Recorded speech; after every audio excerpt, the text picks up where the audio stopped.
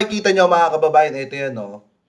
Alam naman po natin na sunod-sunod yung mga kalamidad na nangyari po dito po sa ating bansa. Nariyan na po yung lindol na nangyari sa Cebu at saka sa Davao. Oo. So ngayon naman mga kababayan, kita naman po natin yung nakakalungkot na nangyari sa Cebu na kung saan after po nilang lindolin, binagyo naman po sila at talagang nakita nyo naman na halos wipe out talaga lahat mga kababayan, halos wala po talagang natira. Oo. So dahil po dyan mga kababayan, nakita rin naman po natin yung sinseridad ni Pangulong Ferdinand Marcos Sr. na kung saan kahit hindi niya kasalanan, Junior, na kahit hindi niya po kasalanan mga kababayan yung nangyari, talagang taus puso po siyang humingi ng kapatawaran sa mga kababayan Pilipino po natin na naapektuhan. Kasabay po noon, yung mga pagtulong din mga kababayan ng ating mahal na Pangulo. Gaya nga po ng sabi dito sa nakita po nating post, babasahin ko na lamang po, bagong Pilipinas, bagong sistema. Ang tunay na leader ay nakikita sa oras ng pangangailangan. Oy, So, kagaya ibig sabihin, ng sinabi ni Lenny Robredo, 'di ba? In the difficult times and in the difficult moments, dapat nag-show up ka.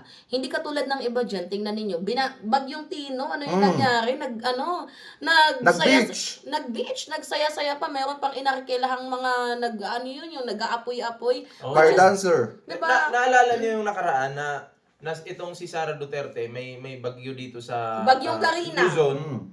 Tapos nandun siya sa nag-attend ng kasal sa Cebu. Ay, hindi pa yun, meron pa yung Diba? kay Taylor Swift. May iba pa yun. Oo, yung tumakas siya, pumunta siya ng Iba pa Madrid yun. ba yun? Madrid Di ba, o magkaiba ano? din yun, Di ba? Priority po yung panunood ng ng mga concert, yung apoy-apoy, di ba? Oo. Kumpara sa pagtulong po sa mga tinamaan ng bagyo. 'Di ba? Anong tawag po diyan sa ganyang klaseng tao? May bago pong katawagan Sorry. diyan ngayon na inilabas po ng mga scientifico. Oo.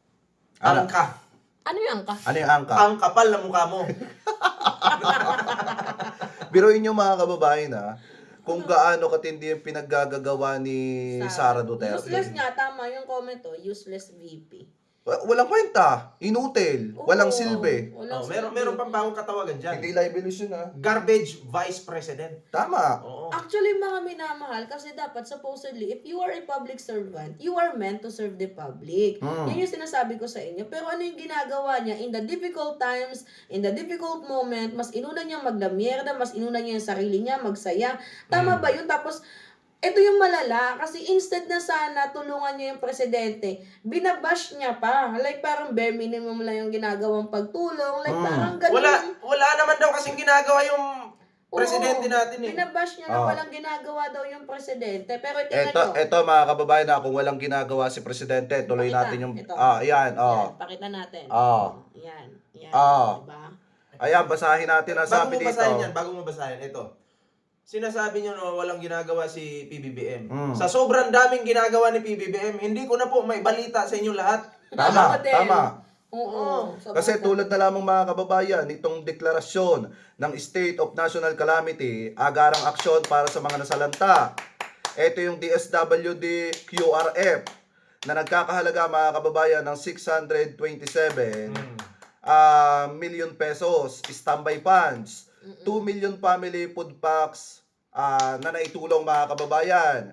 Tapos yung rapid distribution to 9 region. Ito pa mga kababayan, basahin pa natin, maraming nagawa si Presidente. Mabilis ang aksyon, tuloy-tuloy ang pagbangon, random ng bawat pamilyang nasalanta. Ang tulong ni PBBM at DSWD sa bagong Pilipinas, ang gobyerno ay hindi lang tumutulong, kasama din sa pagbangon mga kababayan. So kung titingnan ninyo, naandyan po yung relief goods, cash aid, early recovery, at yung mga pagtulong din ng ating gobyerno. So eto, ayan sobrang linaw, mga minamahal. Diba? Pakita mo doon sa iba nating camera. Pag mga DDS kasi, ang nakikita lang kay President Bongbong Marcos, puro mali. Yung mga tama, wala silang pakialam. Kasi masyado na silang Nakita ko na ngayon. fanaticism kasi sila. Nakita ko na ngayon na si PBBM talaga. Wala talagang ginawa si PBBM. Si Sara Duterte yung maraming ginawa. Kaya nga lang, Ginawang mali. puro re-upload yung ginagawa nila. Oo, kasi napagtanto, yung, Kaya ang daming re-upload. yung Mga luma nilang mga pagtulong. yung Bagyong Tino, Diba? yung Bagyong Tino, 'di ba kakasalanta pa lang ng Bagyong Tino. Ang nangyari doon, lahat ng mga pinost sa OVP, mga re-upload lang. Ay, hindi tunay yun? Hindi tunay, mga re-upload lang yung ginawa ni ano. Ay, grabe, no? Grabe Oo, kayo kaya nga Inutil nabash, nga eh. kaya nga siya nabash kasi yung totoong Vice President Sara Duterte natin nandoon naglalamierda, nandoon sa may beach. Samantalang yung mga pinopost nila sa Facebook, mga re-upload lang. Kaya mas Kaya ang lalong daming nabash. ginagawa, no? At saka, after Ang daming ginagawang re-upload. puro Oo, re-upload. re-upload lang. Ibig sabihin, wala talaga silbi. Wala. Wala Walang nga, ginagawa. trash nga.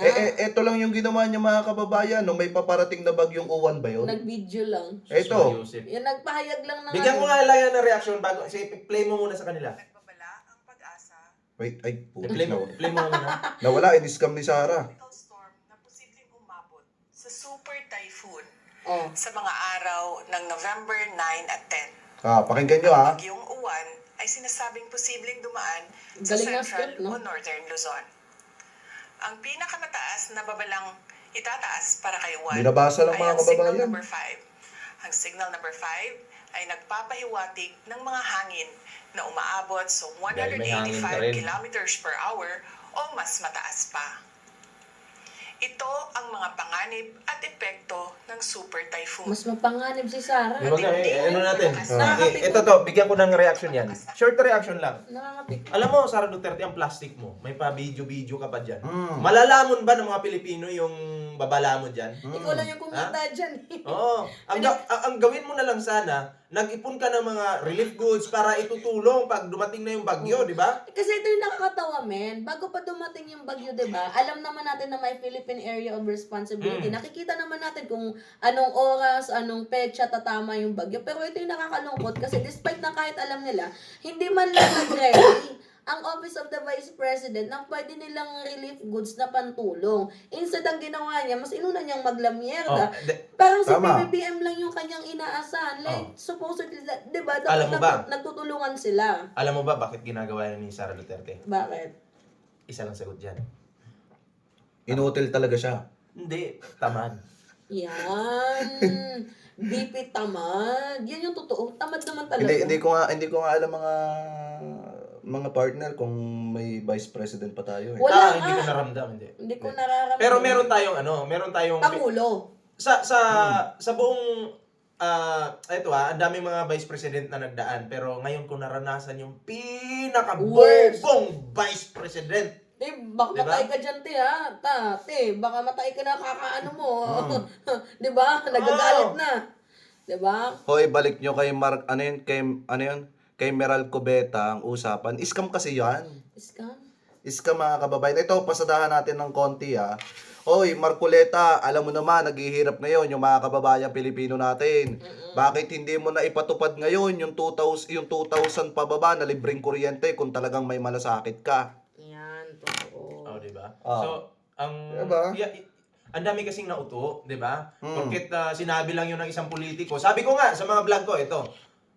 Pag sinabi ng politiko na ito yung pangako ko, ito yung pangako, ito yung Dapat pangako ko, tinupad. huwag po kayo maniwala dyan. Ang paniwalaan nyo po, yung kanilang nagawa. Ano ba yung nagawa ng taong ito para iboboto ko or iboto ko? Di ba? Yun yung tinitingnan nyo. Huwag po yung pangako. Dahil yung mga pangako ay napapako yan. Yan. Di ba? Yan po, yung mga pangako na yan, ginagamit po nila yan para kayo ay ma-scam. Ini-scam kayo eh, di ba? Maniwala ka dyan kay Boy Kamatis. Sus, Mariusip. Di ba? Kaya nga. Sinasabi pa nga niya sa inyo na, oh, mahal yung bilihin, ganito, ganyan, ganyan. Oh, nung nag-survey ako, wala pala, sinungaling ka. Di ba? Di ba? Oh. So yun mga kababayan, ang point naman ng pinag-uusapan namin dito about po sa issue na yan, si Presidente Marcos yung kanyang gobyerno nagtatrabaho habang si Sara Duterte tuwing may sakuna ay nagpapasarap po ng kanyang buhay. Kung kayong tatanungin mga kababayan, ano po ang masasabi ninyo hingil po dyan sa issue po na yan? Sa tingin nyo mga kababayan, talagang wala na ba talagang kwenta itong si Sara Wala Duterte? talaga. Comment below na lamang po kung ano pong opinion ninyo hingil po sa topic na yan. At ngayon mga kababayan, punta naman po tayo dito naman po